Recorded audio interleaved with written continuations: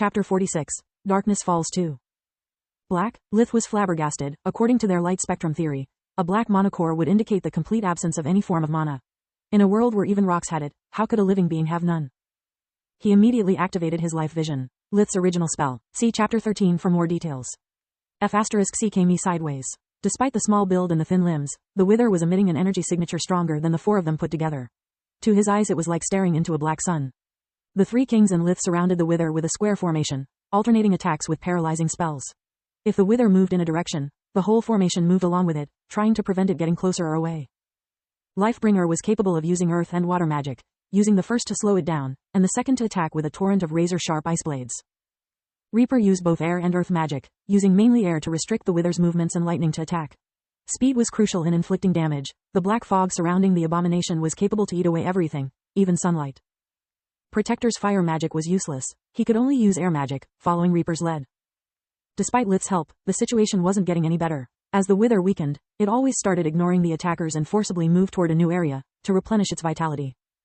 Lith's and Solas's brains were spinning at top gear, trying to find a way to end the struggle. If it's alive, why can't we kill it? What are we doing wrong? After another 2 acres of woods were lost, Lith's life vision could see the three kings' mana and stamina dwindling. It was only a matter of time before the Wither had all of them for dinner. F***CK. Is this the level of strength of a monster? If it wasn't for the formation and their impeccable teamwork, I would have died within the first minute. Also, how the F***CK do they have so much energy after 3 days of this? I'm here from barely an hour and had to use invigoration thrice to replenish my energies. I don't even remember when was the last time I actually slept. My timer is ticking even faster than theirs. Magical beasts are damn overpowered. Protector, Lith called for him, being the closest to his position. I'm going to get close, there's something I have to try. If I am right, you should notice immediately, so leave me there. If I'm wrong, pull me out as fast as you can. The Rye was too busy conjuring a lightning storm after another, so he just nodded. Lith broke the formation, entering the black mist. He immediately felt his body becoming heavier and heavier. His life and mana were slipping away with every breath, allowing the monster to get stronger again. If that thing has a black monocore, maybe is like a darkness elemental. That should mean that light magic is its weak point. I need to get closer to hit it with my most powerful healing spell. Light and darkness magic had by nature a shorter range than the other elements, and moved slower when casted against a target. Lith needed to get close enough for his next spell to hit, not giving the Wither enough space to dodge the sudden attack. As soon as Lith started merging his mana with the world's light energy, he felt a strong pull at the level of his mana core. The spell was getting drained even before manifesting. The Wither suddenly looked stronger, his body less ethereal. His low-pitched scream of agony was now a moan of pure joy. Suddenly Lith remembered the words of the Locra Silverwing. See Chap 27. Hers was the only book he had ever copied from the first to the last word, reading it over and over while mulling over new spells. Locra Silverwing was a Magus, and most likely another true magic user. Her wisdom was something Lith treasured deeply. Damn it, how can I always be this stupid? This is not a video game. There is no such thing as elemental vulnerability. Magus Locra repeated it over and over. Light and darkness are not opposites, but two matching pieces of the same puzzle. Darkness' greatest bane is not light, but darkness itself. Lith cancelled the healing spell, spreading out a dark aura of his own. The two forces started colliding, emitting black sparks every time they came into contact, trying to cannibalize each other.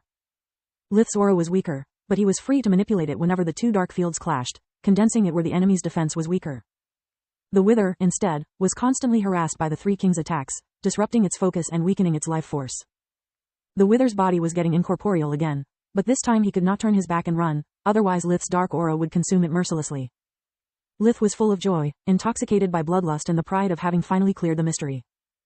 That creature is not burning with power, rather it's bleeding it from every pore or whatever it has. That's why it need to relentlessly feed on so much energy. Its metabolism is akin to a shark. If it stops, it dies. The Wither was getting weaker and weaker, its high-pitched scream filled with fear and pain. Thanks to their coordinated efforts, Lith's aura managed to consume a whole chunk of the abomination, giving Lith a sudden, unwanted enlightening. It was very similar to what happened with Solas the first they introduced to each other. Lith was once again inside a memory. He could see himself as a young bear, striving to become strong enough to surpass R2's strength and become the new king in the East. Somehow the young bear knew about monocores, and was able to refine its own in a way disturbingly similar to Lith's.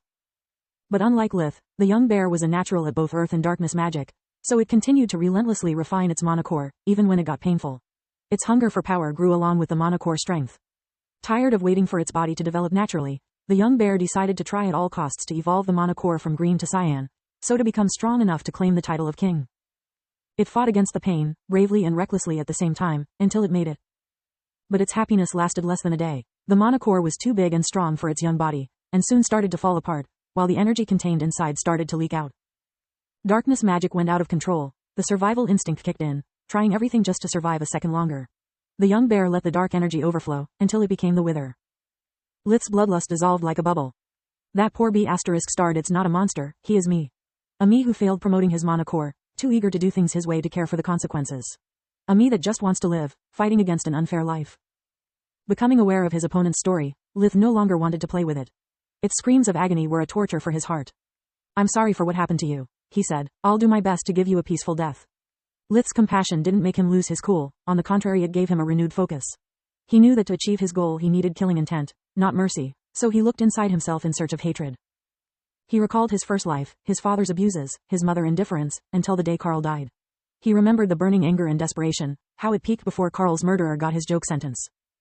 His angriest day happened when he was planning Carl's funeral. Out of the blue, after ignoring their lives for years, his mother had the gall to come to his door. Crying, she asked for his forgiveness, offering to pay for Carl's memorial service. Lith could still remember his eyes seeing red, his right hand holding her throat, trying to squeeze the life out of her. That woman, that seemed too strong and cruel when he was little, was now a frail little thing. She begged him to kill her, to let her atone for her mistakes and join her little boy in the afterlife. It was then that Lith's anger burned brighter than ever. He threw her out of his house, alive and well. Too little and too late, UB*TCH. I hope you live a long and miserable life, knowing that for both your sons you were nothing but an embarrassment, ASH*T that they flushed out of their life as soon as they could. Those were their parting words. In a corner of his mind, Solis was crying for him. Yet she couldn't avoid noticing that despite all he had done, Orpal amounted to nothing in Lith's mind. His existence was merely an annoyance. Focusing all that rage and anger in his fist, Lith released a stream of dark energy that struck the wither's monocore, forcing it to crumble, unable to withstand the conflicting forces from within and outside. After that, the young bear agony finally ended. Its purified spirit finally able to return to Mother Earth's embrace, in search for a new life.